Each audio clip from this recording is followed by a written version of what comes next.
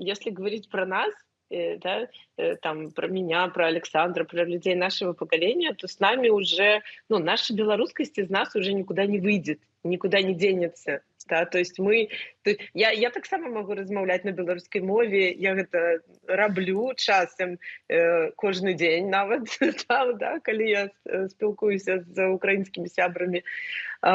И то есть у нас там учебники были в 9 классе, учебник истории Беларуси с БЧБ обложкой, да, то есть, ну, что вы с этими людьми уже сделаете? Мы будем белорусы там всегда, это уже никуда не уйдет. Мое переживание, на самом деле, за детей, за новое поколение, потому что с нами это все понятно. А вот как им вот это вот привить, учитывая, что вы представляете уровень вообще загруженности и жизни там молодого человека, которому нужно получить профессию, найти работу, там как-то думать про жилье, про питание, и еще куда-то туда всунуть белорусский язык, там курсы какие-то или что-то, я не знаю, как мы будем исхитряться. Но есть родители, у которых получается это делать. Мое огромное восхищение тем, что они это делают.